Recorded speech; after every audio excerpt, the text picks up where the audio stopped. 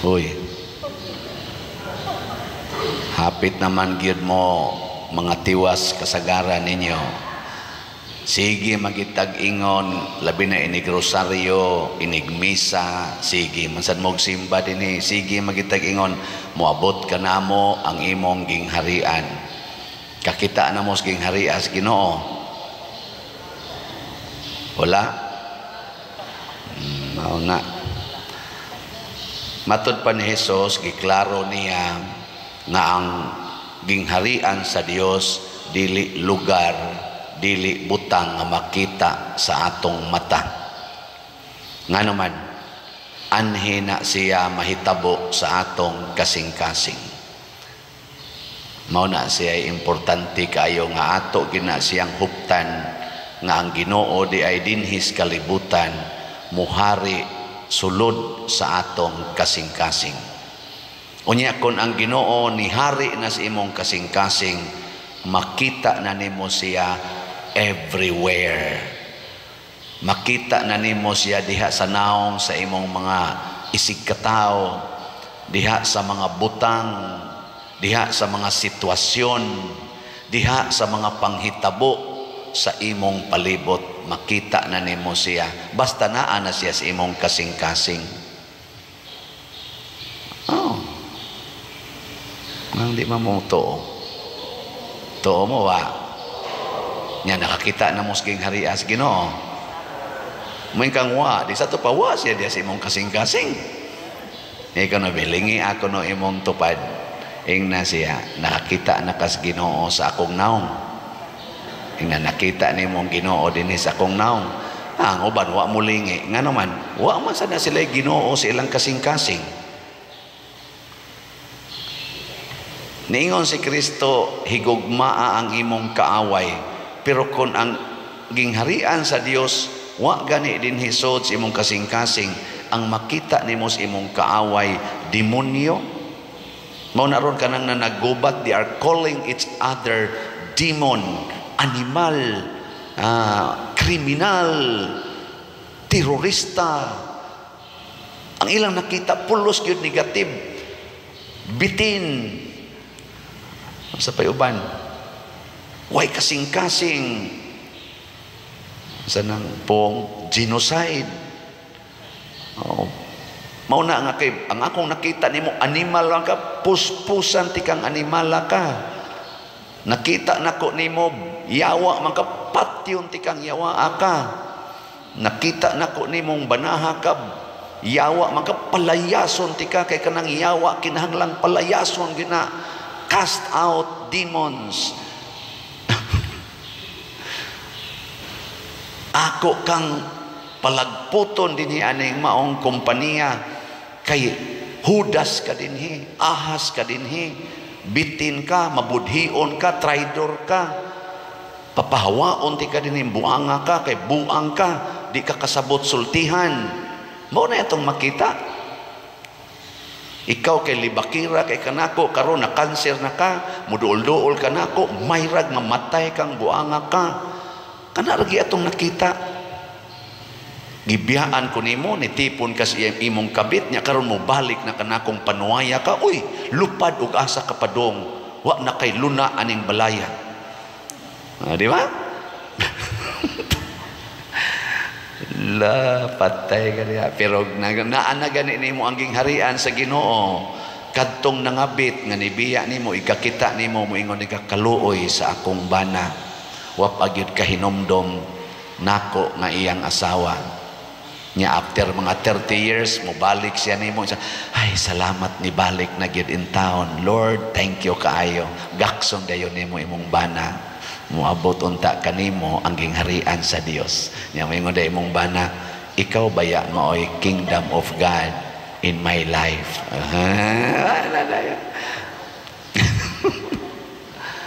Be kono be.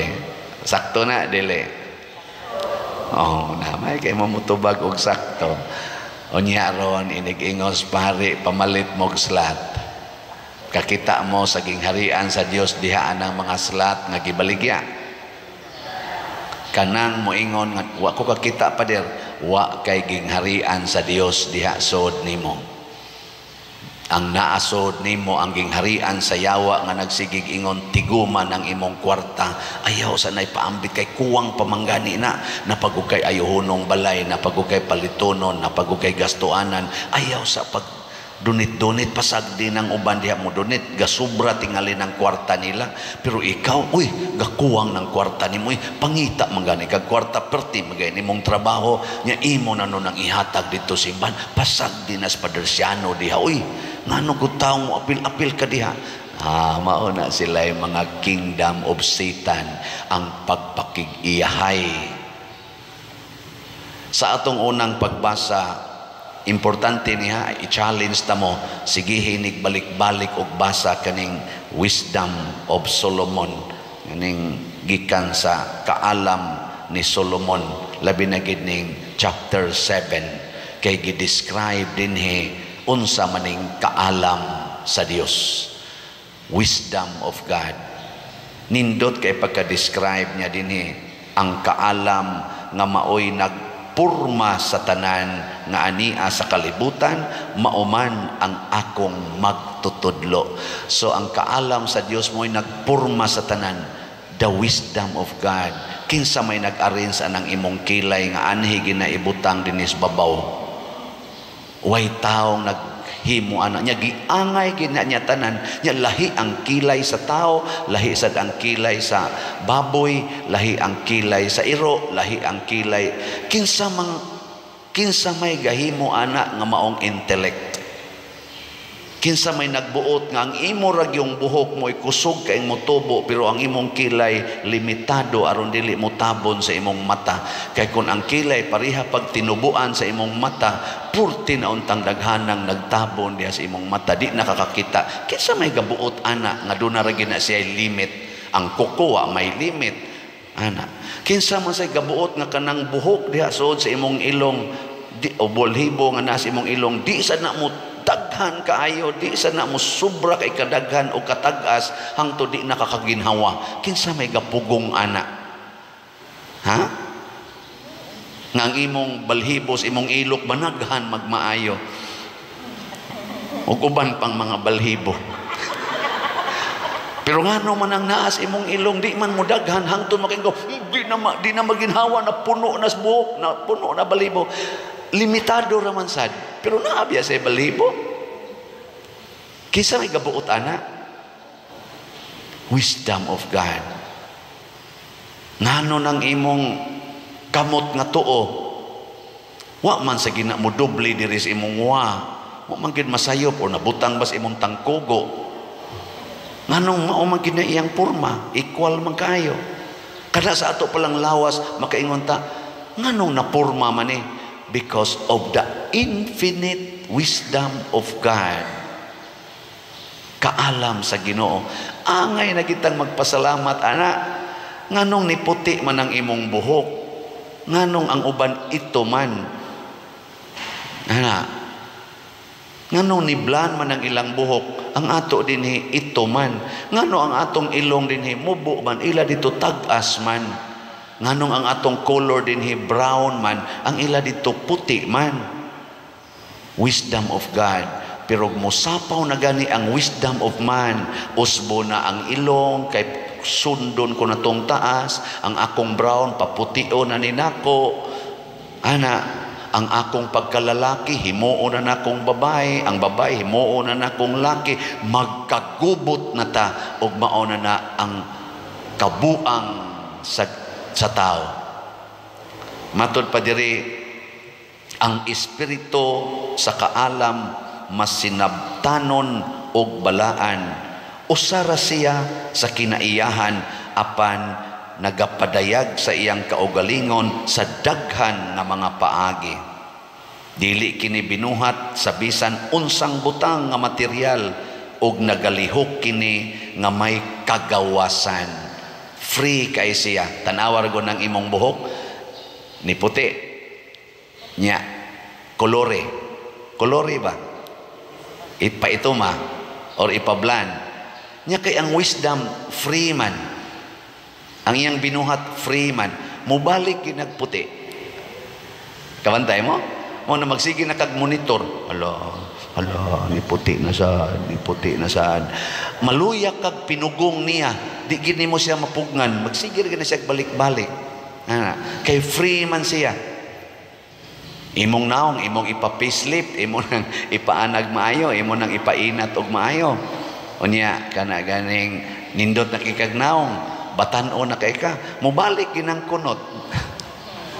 Mubalik na Tanawa, di ba inigmata ni mo kunot na sa kikagnaong, imo na sa tong hidhiran, imo na sa tong imo agad adto na sa kas parlor, gasto na sa kagmaayo. Mo gasto kag grabe kay imo siyang pugnan, mupadayon gina siya. Labi na gid ning iyang gidesign nga kamatayon. Kanang kamatayon free gid na siya. Di gid na nimo mapugnan bisag unsaon nimo inom og daghan kayong vitamins, bisan pag unsa na imong himuon i-clone na nimo para din adyo ka mamatay. Ang namatay kadtong una, kadtong clone mauna sa toy buhi. Ingka di naman to mamatay pa der istoryahe, mamatay ra na kay free gid na kay design na sa wisdom ang death. Sige, lingya imong tupad na may pamamalitag slat. Ayaw pagsigig pugong. Nga naman, sa sige nimong pugong kay imo yung ibutang ang imong future, imong isecure ang imong future, mas stress na hinuong kakabantay mo sige ragog tigom og kwarta nya protektahe gid ang imong kaugalingon, mas stress ka. Ipanghatag ragod, ipanghatag ba?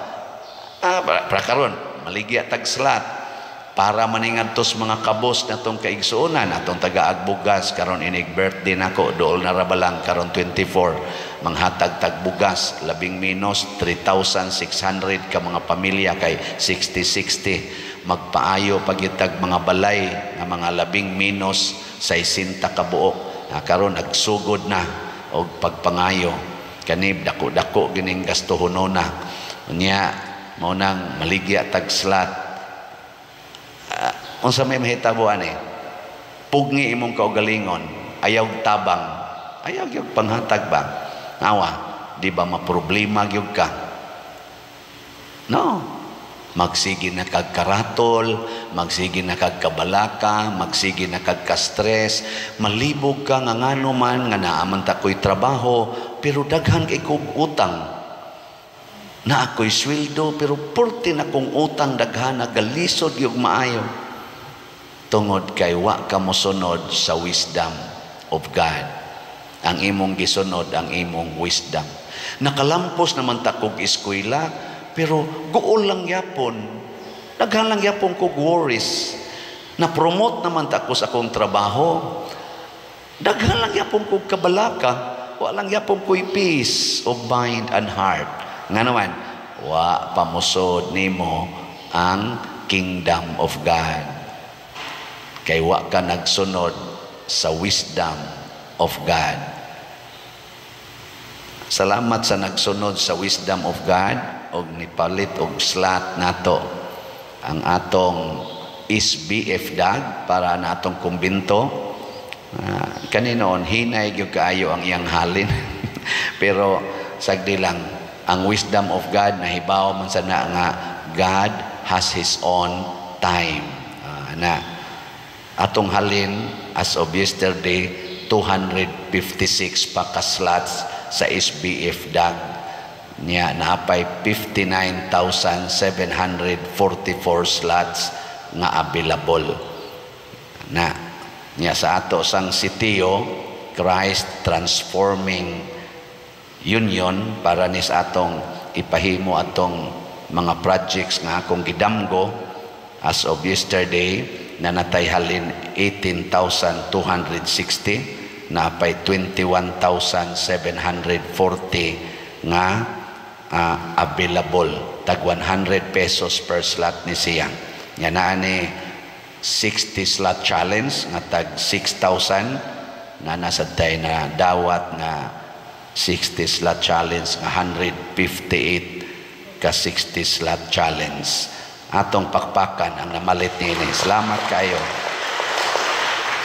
Ang ayan ba kong mabalaka niini dili gyud ngano man ang wisdom sa Ginoo nga nahibaw sa tanang kasing-kasing nga matod pa diri mura siyag bildo, mura siyag kahayag nga nakatsusi gyud sa tanan nga bisag ang kinagamyang buling dili makalusot niini kay makita gyud nakakita sa kasing-kasing ninyong mga naminaw aning akong humili kamurong ni adinhi o kanang naas online nakakita siya o niya mutandog na siya sa inyong kasing-kasing og moingon palit na nyag imo na siyang isalikway sorry maratol gyud ka sa imong kinabuhi naabitay ning testimonya nako ingon siya Father ako gibuwagan ko sa akong asawa after mga 22 years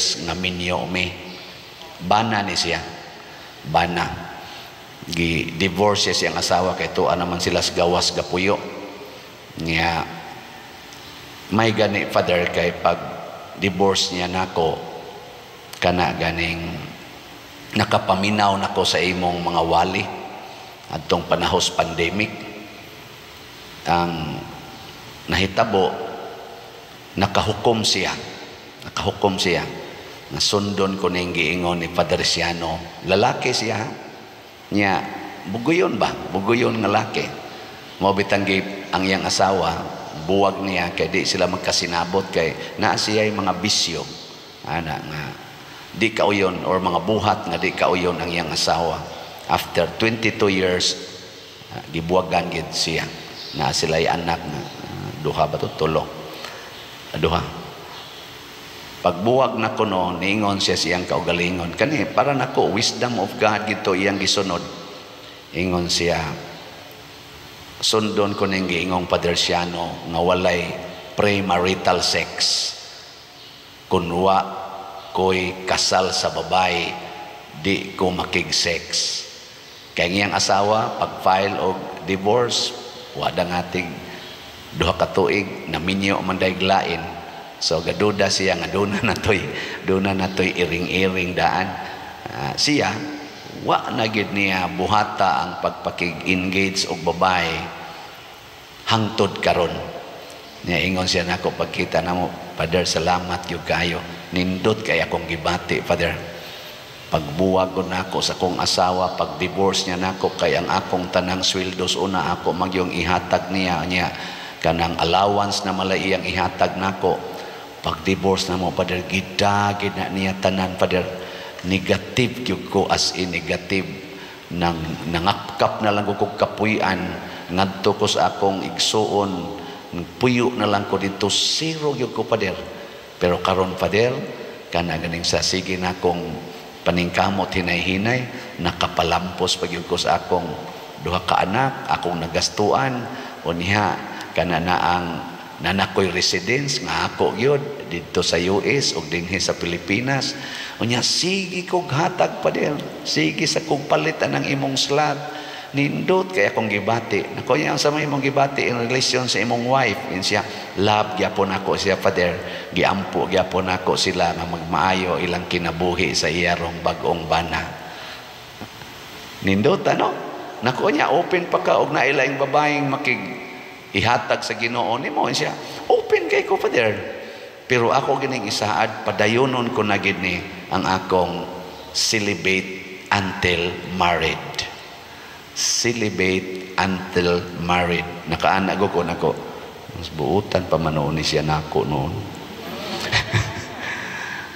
ano ba no kay kami ba mga pare ngandoy biyasan mensahe sana siya wa naman siya pangandoy open lang siya kung naihatag ang Ginoo for God's glory matod pa niya hastag gud ang iyang mga amigo nga nag civil married iyang ipangkumbinser siya pagminyo gyud mo simbahan sala gina inyong gibuhat ako gani nga gi-divorce ko sa kong asawa nga minyo gyud mi wa man gani ko nagbuhat ana unya kamo na noon nga nanagyud mo'y kasal sa civil lahusan na ninyo kasal simbahan tabangan pa ko niya gastong uban ana nindot no na siya wisdom of God. Nakita na niya ang Ginoo everywhere sa pag-share siyang kwarta. Niya hibong lang kuno siya, nganong ni daghan man ni akong kwarta? Ngano man nga ni na-relax naman hinuon kay ko karon? Nga angayan man ta kurong maghilak, angayan man ta kurong maguol kay lonely man ko kung tan-awon. In sa Father, kung magsunod itas Ginoo, no, we never feel we are lonely. That is the wisdom of God. Ayan, no? Sige, katapusang lingi sa imong tupad. Ingna din agit ta magsupak-supak sa pulong sa Ginoo, ha?